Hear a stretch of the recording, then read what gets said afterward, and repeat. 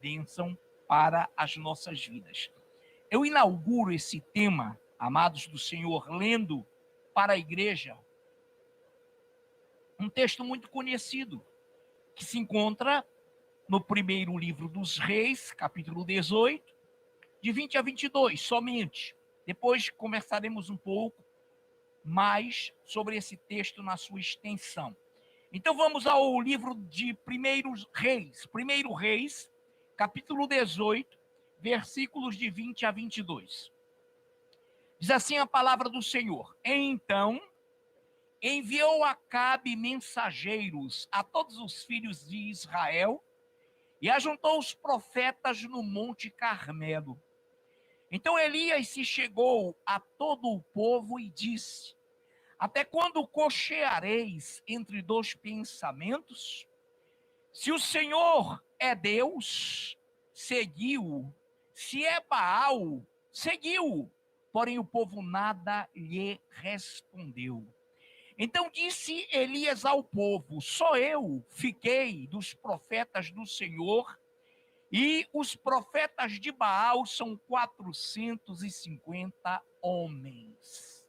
Pai amado, todo-poderoso Deus, que honra, que alegria é celebrarmos ao Deus da vida, ao Deus do universo, ao Criador dos céus e da terra, que uma vez mais nos permitiu nos reunirmos aqui para congregarmos e em adoração te buscar. A oração que foi tremenda, a linda e gloriosa ministração, os lindos e gloriosos louvores. E agora, Pai Santo, te pedimos em o nome de Jesus que tu também nos conceda a tua bênção, a mesma unção, o mesmo poder, a mesma graça que extravasaste através do teu ministério de louvor, através da membresia em uníssono, cantando para o Senhor. Nessa noite te pedimos a tua bênção, espraia-te, derrama-te sobre nós, porque estamos ávidos, sedentos por mais do Senhor. Em nome de Jesus, amém. Muito bem, querida igreja, antes de iniciarmos efetivamente esse texto, quero remeter e trazer à memória o maravilhoso estudo que houve aqui nesta manhã, o aprofundamento, o detalhamento, as nuances que Deus nos mostrou de forma riquíssima, e parabenizar uma vez mais a Jucade por esse empreendimento e a todos quanto aqui estiveram presentes. Muito bem. Querida igreja, eu quero ler uma vez mais, e agora sim daremos vazão a esse tema vida versus morte. Perdão.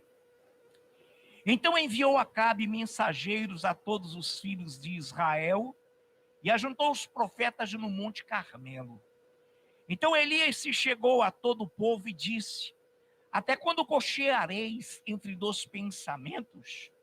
Se o Senhor é Deus, seguiu. Se é Baal, seguiu. Porém o povo nada lhe respondeu. Então disse Elias ao povo: Só eu fiquei dos profetas do Senhor, e os profetas de Baal são 450 homens. Muito bem. Atentemos bem para a importância desse momento histórico para a vida do povo de Israel, para a vida do planeta, porque tratava-se já de um povo conhecidíssimo na terra, e olha a significância, a relevância do que vamos aqui falar nesta noite. Quantos aqui são adeptos da vida? Quantos aqui são adeptos de Deus? Então, se você é adepto de Deus, você é a favor da vida, porque Ele é vida, amém? Muito bem. Então, nessa noite, entendamos algo precioso, algo de extrema valia. O Elias disse ao povo: Até quando cocheareis? Até quando mancareis entre dois pensamentos? Se o Senhor é Deus, e seguiu. Se é Baal, seguiu. Porém o povo nada lhe respondeu. Olha a situação espiritual nacional do povo de Israel. Silêncio sepulcral. Silêncio mortal. O Elias estava dizendo: se o Senhor é Deus, seguiu. Se é Baal, fazei o mesmo, seguia Baal. Mas o povo não vibrou, o povo não glorificou, o povo ficou em silêncio. Vamos então para algo importante. Baal era um deus com D minúsculo, portanto inexistente.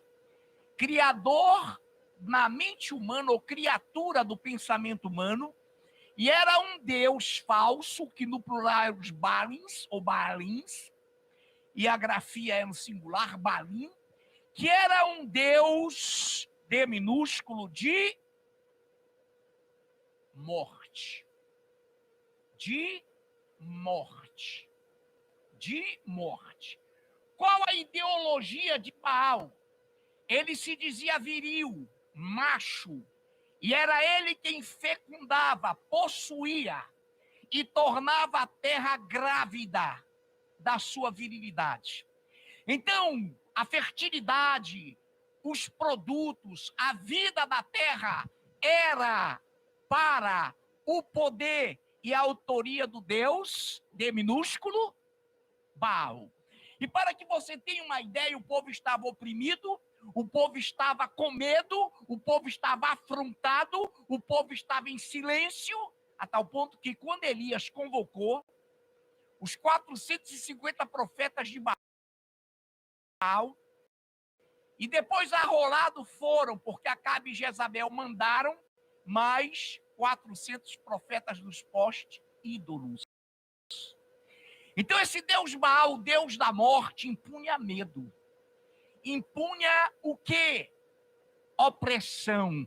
Impunha pavor em Israel, a tal ponto que quando um profeta de Deus, cheio da glória, pergunta ao povo a quem o povo queria seguir, ninguém disse o Senhor, glória a Deus, não. O silêncio foi sepulcral, de sepulcro total. Deixa eu lhe dizer algo para que você entenda. Preste atenção. Apenas ouça em Jeremias 19, de Jeremias 5. Edificaram altos de Baal para queimarem os seus filhos no fogo. Preste atenção nisso. Edificaram os altos de Baal para queimarem os seus filhos no fogo. Em holocausto a Baal. O que nunca lhes ordenei, diz o Senhor, nem falei, nem me passou pelo pensamento. Deus não manda matar. Deus não manda abortar. Deus não manda executar. E o povo de Israel, irmão, estava oferecendo filhos em holocausto, e eles eram o quê? Queimados. Ah, pastor, irmão, isso é registro, é histórico, velho testamentário. Deixa eu lhe dizer algo nesta noite. Preste bem a atenção. O que estava acontecendo? Não estava chovendo. E o povo todo com medo, com pavor, começava a dizer, meu Deus, vamos morrer de fome. Olha a crise, não tem produção. A crise, não tem produção, não tem alimento. Baal, Baal. E os seus profetas diziam, sacrifiquem seus filhos. Clamem com mais ênfase. Clamem com mais apego. Clamem com mais fé. Porque Baal, sendo Deus com D minúsculo, o Deus imoral da terra, ele não a fecundou porque vocês não o estão adorando. Então haja gente com fome mesmo, vem cá, qual é o filho aí que nós temos, o que nós podemos fazer? E haja holocausto. Não sou eu quem o diz, é a palavra de Deus. Depois leia Oséias em casa, Oséias 2:8, mas aqui eu peguei Jeremias 19:5, e edificaram os altos de Baal. Olha que coisa impressionante. Para queimarem seus filhos no fogo, em holocaustos a Baal, o que nunca lhes ordenei, diz o Senhor, nunca falei, nem me passou pela mente Deus mandar executar crianças nem filhos. Houve um caso sui generis, houve um caso de prova totalmente diferente, totalmente fora do eixo, que foi lá atrás com Abraão, mas foi glorioso. E a Bíblia diz porque Deus fez aquilo e não houve execução nenhuma. Queridos, quantos aqui são pela vida? Então, se eu disser nesta noite, e entendam a conexão, quantos aqui adoram o Deus vivo? Quantos aqui adoram Baal? Eu tenho certeza que nem sequer passou pela mente dos amados dizerem amém ou levantarem sua mão para Baal, mas ele está bem próximo. Ele está bem próximo. Ele está vivendo na terra. Deixa eu lhe dizer algo. Então veja o sufoco. Elias, o homem de Deus, que profetizara que não choveria, que profetizara tudo isso, estava realmente isolado, quando de repente Deus insiste, diz: agora vai falar com Acabe e Jezabel, que eu vou mandar chuva, para que o povo saiba que há Deus em Israel. Não é Baal, é o Deus vivo quem vai mandar. Elias: Senhor, eu vou, ele vai, eu estou te mandando. Então Elias não titubeou, chegou lá, viu o povo reunido e disse assim: olha, até quando vocês cochearão, ficarão zigue-zagueando entre dois deuses? Ou se o Deus que é o vivo, o Criador, é vosso Deus, seguiu. Se é Baal, sigam-no. Povo, ó, nem para Baal eles gritaram mais, tão cansados de tanto clamar. Nem a Baal, que era o opressor, que era o algoz, que era o verdugo daquele povo. Mas estava ali Elias. Então, nessa noite, igreja amada do Senhor, nós somos pela vida. O nosso Deus é o Deus da vida. Sequer passou pela mente do Senhor a execução, o holocausto de crianças. Ele não é um Deus imoral, um Deus assassino, um Deus dessa magnitude perversa. Então, atentem para algo impressionante. Elias então diz assim: olha, é o seguinte, reúna os profetas de vocês, estavam lá os 450. Vamos fazer aqui 2 holocaustos, 2 altares. Eu construo um altar rápido aqui para o Deus vivo, pego o novilho, e vocês peguem o novilho e ergam um altar a Baal. Como vocês são muitos, rápido, rápido, façam rápido. E Elias ordenava na maior, porque ele estava ali na unção do Deus vivo. E ele foi e colocou, os novilhos foram colocados, e então Elias falou assim: vocês vão clamar pelo Deus de vocês, por esse Deus que é o Deus macho, que é o Deus que pede crianças, que é o Deus abortista. Gritem! E eu vou invocar o meu Deus, o Deus que responder com fogo. Esse é o verdadeiro Deus. E o povo lá embaixo, quieto, trêmulo, perplexo, acovardado, silencioso. Naquele momento ninguém era de Deus, tanto que nem clamaram. Quem é? E nesse momento então, Elias fez o altar dele. Depois leia quantos cântaros de água, quantos baldes de água ele jogou no altar que ele erguera, que ele construíra para Deus, e molhou todo o novilho, molhou tudo, e disse primeiro para eles: vamos lá, comece a clamar. E a Bíblia diz que eles começaram cedo, até meio-dia clamavam: Baal, Baal, Baal, já sei, só Baal, Baal, Baal. E nada, irmãos, e nada. E Elias, olha, clamem mais, porque quem sabe ele está viajando. Quem sabe ele está descansando, enfadado, cansado de tanto levar filho de vocês. Você está entendendo a conjectura? Quem sabe ele foi dormir. Quem sabe ele está sonolento. Gritem, gritem. E o povo não aguentava mais. Os profetas, o povo não gritava por ninguém. O povo via ali um homem de Deus, pelo qual ninguém clamava mais ao Senhor, e via ali profetas que gritavam feito loucos. E aos 450 se juntaram os 400 dos postos ídolos, e o coro era de quantas pessoas? 850, é isso? Não saía mais nenhum som de Baal. De repente, Elias viu que Baal não se acordava. que Baal não era o Deus com D minúsculo de nada, que ele não tinha poder sobre nada. E ele falou, então agora, ó Deus, tu que és o Senhor, derrama fogo para que esse povo saiba que tu és Deus. E o fogo lambeu o holocausto, e o fogo lambeu tudo, varreu tudo, e o pessoal começou a gritar, só o Senhor é Deus, só o Senhor é Deus.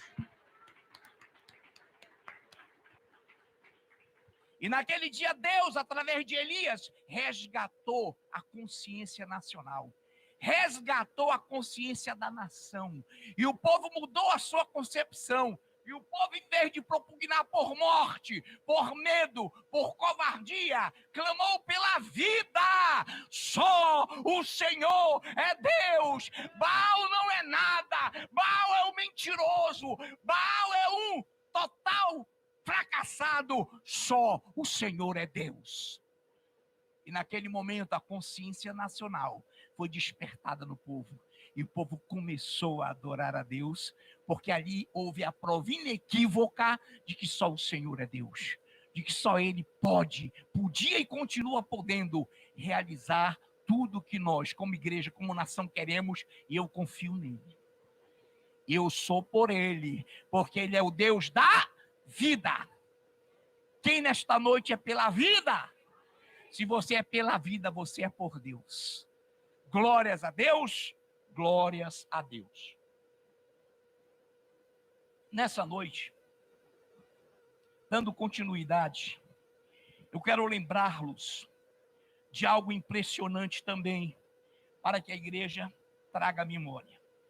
Em Mateus 2,18 diz assim: ouviu-se um clamor em Ramá, pranto, choro e grande lamento. Era Raquel chorando por seus filhos e inconsolável, porque não mais existem. Estava se cumprindo a profecia de Jeremias 31.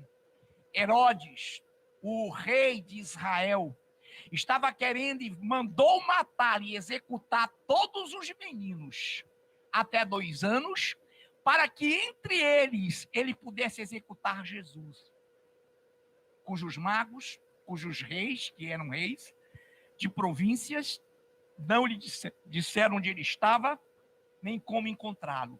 Então houve uma ordenança de execução. Qual era o projeto? Crianças, porque quem sabe dentre elas nós executaremos o Messias, o rei de Israel. Ordem de Roma, pelo imperador, acatada pelo rei de Israel, pelo governador, por toda a elite, para executar e procurar entre as crianças assassinar Jesus. Lá em Jeremias, isso é profetizado, e de repente lá em 16, a palavra diz: reprime a tua voz de choro, Raquel, e as tuas lágrimas dos olhos, porque a recompensa para as tuas obras, diz o Senhor, pois os teus filhos voltarão da terra do inimigo. E você continua lendo depois em casa, no 17, e os teus filhos voltarão dos termos, aos seus territórios. 2 profecias aí, é uma visão dúbia do Senhor. Primeiro, ele fala das crianças que por Cristo seriam assassinadas, e em sendo assassinadas, elas voltariam para a glória, para o termo da criação, que estava no estudo de manhã, já está percebendo, e também cumprir-se aí a volta, o regresso de Israel disperso entre as nações. É uma profecia dupla.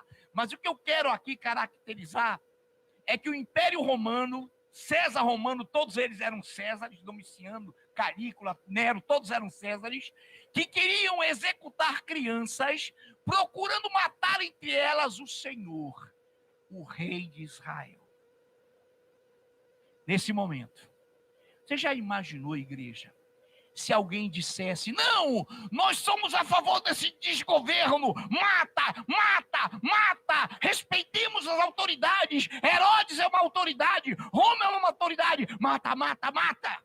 O Senhor disse: não, filho, Maria, José, vão para o Egito, não obedeça esse louco, não obedeça esse assassino, vão. E o menino foi com o pai e a mãe, foram ao Egito e não conseguiram matá-lo, porque Deus é o Deus da vida. Porque Deus ama a vida. E quando se chocam, igreja, quando se chocam duas vertentes, um desgoverno e o governo de Deus, nós optaremos pelo governo de Deus, pela vida. E nós sabemos que houve um momento histórico em que José foi adepto do governo, em que José no Egito, por sua sabedoria, entrou em atividade plena com o governo, porque o governo estava a favor dos princípios, valores e fundamentos de Deus. Quando o governo está no princípio ou nos valores e fundamentos de Deus, estejamos ao lado do governo. Quando o desgoverno protela, coloca isso para fora, nós somos contra o desgoverno. Porque a Bíblia, o imam é precisa obedecer à autoridade. Se mandar matar, mata. Mata não. Deus não permite isso. Então reparem, Atos 5:29. Então Pedro e os demais apóstolos afirmaram: antes importa obedecer a Deus do que aos homens. Então, igreja, aprendamos algo. O nosso Deus é pela vida. O projeto de Deus é vida. Agora a nossa ministra Andriane, nessa ministração gloriosa, dizia que o Senhor veio para nos dar vida e vida com abundância. Além de proteger a vida, que é a concepção, que está presa à concepção, Ele nos dá vida espiritual em abundância. O nosso Deus é o Deus da vida. O nosso Deus é o Deus da vida. Adote o Deus da vida como seu Senhor. Não aceite nada que não venha da vida.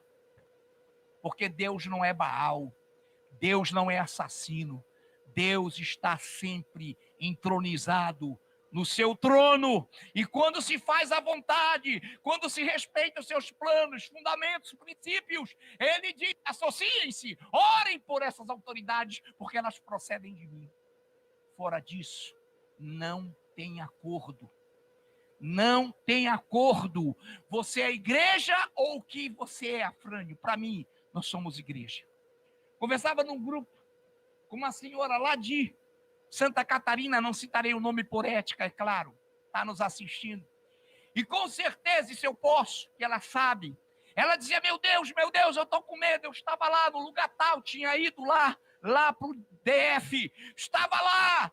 E eu falei assim: a senhora estava lá clamando o nome de quem? De Jesus. Eu digo: então não tenha medo. Sofra por esse nome. Porque se a senhora estava lá clamando pelo nome de Jesus, sobre a sua vida a proteção, sobre sua vida a guarda de Israel.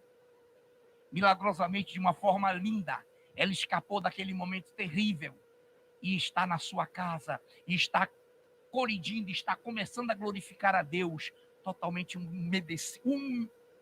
como é que se chama? Não é umedecida, que vem de úmido. Emudecida, não queria falar, não queria ouvir. Mas hoje não foi o pastor Afrânio, não foi ninguém do grupo, foi o Espírito Santo quem tocou nela. Epa, afinal, quem é que você estava clamando lá?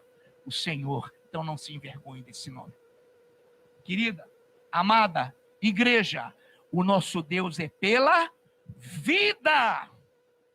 Nessa noite, quantos podem dizer essa frase? Nós somos pela vida. Nós somos pela vida, nós somos pela vida.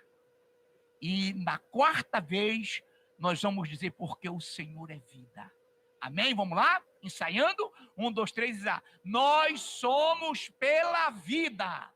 Nós somos pela vida. Nós somos pela vida. Porque o Senhor é vida. Aplaudamos esse Deus.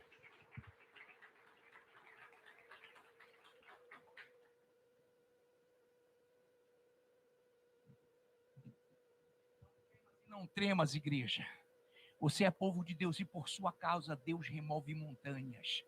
Deus derruba Marcos, Deus derruba tiranos, Deus derrubou Baal, vai derrubar Astrubal, Raal, o que seja. Terminou com Al, vai entrar no cacete. Porque Deus é maravilhoso. Pastor, não tem ninguém com Al? Tem sim, fique tranquilo que tem. Isso também. Igreja amada, preste bem atenção em algo extraordinário. Eu vou ler e depois eu cito e vocês vão pegar na hora. O rei do Egito, eu vou logo dizer o texto, mas não é preciso que você vá se quiser sim. Êxodo 1, de 15 a 17. Êxodo 1, de 15 a 17.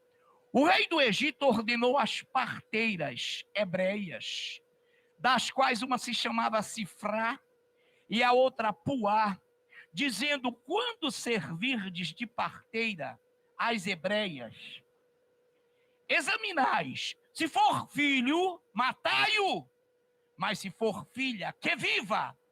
As parteiras, porém, temeram a Deus e não fizeram como lhes ordenara o rei, antes deixaram viver os meninos. O rei, o desgoverno, falou a elas: matem. Elas: não, ó rei, nós não mataremos, porque o nosso Deus é o Deus da vida. Porque o nosso Deus é o dono da vida. Esse rei pode mandar, mas a Faraó, e salvaram crianças e deixaram os meninos viverem. Nesse âmbito, vocês conhecem, surge o nosso amado Moisés. Queridos, Sifrá e Puá, mulheres de Deus, que enfrentaram a morte, pela vida. Nessa noite, quem aqui é pela vida? Nessa noite, quem aqui pertence a Deus? Então diga no seu coração, sabe no seu coração agora: eu adoro o Deus da vida. Irmão, não há acordo, não há pacto com o desgoverno, não há pacto com a morte, porque o nosso Deus é o Deus da vida. E o Senhor te diz nessa noite: não temas e não tremas, porque só o Senhor é Deus. Quero dizer para vocês algo simples: o Senhor está no controle. O Senhor está no controle. O Senhor está no controle. E os muros de Jericó cairão, porque o Senhor está no controle. Amém? Vamos dizer 3 vezes: o Senhor está no controle, e no final, na 4ª menção, porque os muros de Jericó vão cair. Vamos lá, como é a primeira frase? O Senhor está conosco. O Senhor está conosco. O Senhor. Amém. Vamos repetir.